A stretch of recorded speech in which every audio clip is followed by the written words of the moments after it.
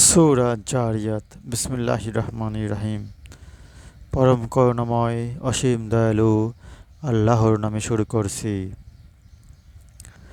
শপথ ঝঞ্ঝাবায়ুর যা সব উড়ায়, শপথ মেঘপুঞ্জের, শপথ স্বচ্ছ গতি জলযানের যা প্রবাহিত হয়, আর শপথ কর্ম সম্পাদনকারীদের। তোমাদের প্রদত্ত ওয়াদা অবশ্যই সত্য, কর্মফল দিবস অবশ্যম্ভাবী। শপথ তরঙ্গিত আকাশের। তোমরা তো পরস্পর বিরোধী কথা বলছো। যে ব্যক্তি সত্যভ্রষ্ট সে কোরআন পরিত্যাগ করে। অভিশপ্ত হোক মিথ্যাচারীরা, যারা ভুলের মধ্যে পড়ে উদাসীন রয়েছে। ওরাই জিজ্ঞাসা করে কর্মফল দিবস কবে হবে, যেদিন ওরা দোজখের অগ্নিতে পতিত হবে। তোমরা তোমাদের শাস্তি আস্বাদন করো। তোমরা একেই ত্বরান্বিত করতে চেয়েছিলে। সেদিন সাবধানীরা থাকবে প্রস্রবণ বিশিষ্ট জান্নাতের বাগিচায়। উপভোগ করবে তা যা তাদের রব দেবেন, কারণ পার্থিব জীবনে তারা ছিল সৎকর্মপরায়ণ। তারা রাত্রির সামান্য অংশই নিদ্রায় অতিবাহিত করত, আর রাত্রির শেষ প্রহরে তারা ক্ষমা প্রার্থনা করত এবং তাদের ধন সম্পদ হতে অভাবগ্রস্ত ও বঞ্চিতের হক আদায় করত। নিশ্চিত বিশ্বাসীদের জন্য নিশ্চিত বিশ্বাসীদের জন্য পৃথিবীতে নিদর্শন রয়েছে, এবং তোমাদের মধ্যেও। তোমরা কি অনুধাবন করবে না? আকাশে রয়েছে তোমাদের জীবিকার উৎস ও প্রতিশ্রুত সমস্ত কিছু। আকাশ ও পৃথিবীর প্রতিপালকের শপথ, তোমাদের বাক্যস্ফূর্তির মতোই এ সকল সত্য। তোমাদের নিকট ইব্রাহিমের সম্মানিত অতিথিদের বৃত্তান্ত এসেছে কি? যখন ওরা তার কাছে উপস্থিত হয়ে বলল, সালাম, উত্তরে বলল, সালাম। এরা তো অপরিচিত লোক। অতঃপর সে গৃহে গেল এবং একটি মাংসল বৎস ভাজা নিয়ে এলো ও তাদের সামনে রেখে দিল। তোমরা খাচ্ছ না কেন? এতে ওদের সম্পর্কে সন্তুষ্ট হলো। ওরা বলল, ভীত হইও না। ওরা তাকে এক গুণী পুত্র ওরা তাকে এক গুণী পুত্র সন্তানের সুসংবাদ দিল। তখন তার স্ত্রী চিৎকার করতে করতে সম্মুখে এলো এবং গাল চাপড়িয়ে বলল, এই বৃক্ষ ও বন্ধার সন্তান হবে? এই বৃদ্ধ ও বন্ধার সন্তান হবে? এই বৃদ্ধ ও বন্ধার সন্তান হবে? ওরা বলল, তোমার প্রতিপালক এই রূপ বলেছেন, তিনিই তো নিশ্চয়ই প্রজ্ঞাময় মহাজ্ঞানী। ইব্রাহিম বলল, হে ফেরেশতাগণ, তোমাদের বিশেষ কাজ কি?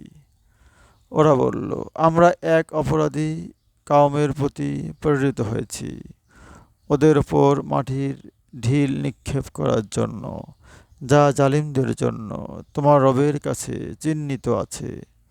সেখানে যে সব বিশ্বাসী ছিল আমি তাদের উদ্ধার করেছিলাম, এবং সেখানে একটি পরিবার ব্যতীত কোনো আত্মসমর্পণকারী আমি পাইনি।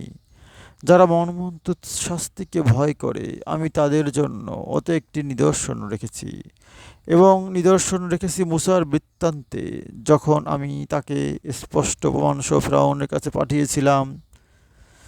সে শক্তি বলে মুখ ফিরিয়ে নিল এবং বলল, সে হয় জাদুকর, না হয় পাগল। আমি তাকে ও তার দলবলকে শাস্তি দিলাম এবং ওদের নদীতে ডুবাইলাম। সে ছিল দণ্ডযোগ্য।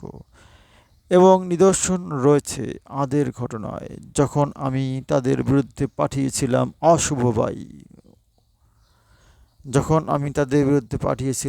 অশুভ বায়ু। এ যা কিছুর ওপর দিয়ে বয়ে গিয়েছিল তাকে চূর্ণ বিচূর্ণ করে দিয়েছিল। আরও নিদর্শন রয়েছে সামুদের বৃত্তান্তে, যখন তাদের বলা হয়েছিল, ভোগ করে নাও স্বল্পকাল, কিন্তু ওরা ওদের রবের আদেশ অমান্য করল, ফলে ওরা বজ্রাঘাতে পড়ল এবং অসহায় হয়ে ওরা তা দেখল, উঠে দাঁড়াতে পারল না এবং তারা প্রতিরোধ করতে পারল না। আমি আমি ধ্বংস করেছিলাম পূর্বে নুহের সম্প্রদায়কে। ওরা ছিল পাপী সম্প্রদায়। আমি আমার ক্ষমতা বলে আকাশ নির্মাণ করেছি এবং আমি ক্ষমতাশালী। আমি ভূমিকে বিছিয়েছি, আর তা কত সুন্দরভাবে বিছিয়েছি। আমি প্রত্যেক বস্তু সৃষ্টি করেছি জোড়ায় জোড়ায়, যাতে তোমরা উপদেশ গ্রহণ করো। আল্লাহর শরণাপন্ন হও, আমি তোমাদের প্রতি আল্লাহ প্রেরিত স্পষ্ট সতর্ককারী। তোমরা আল্লাহর সঙ্গে কোনো উপাস্য স্থির করো না, নিশ্চয়ই আমি তার পক্ষ হতে তোমাদের প্রকাশ্য সতর্ককারী।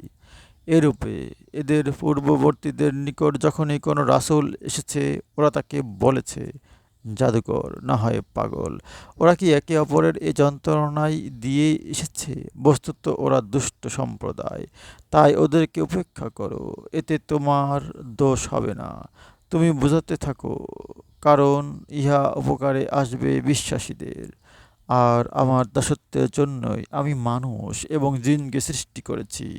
আমি ওদের নিকট হতে জীবিকা চাই না, এবং এও চাই না যে ওরা আমার আহার্য যোগাবে।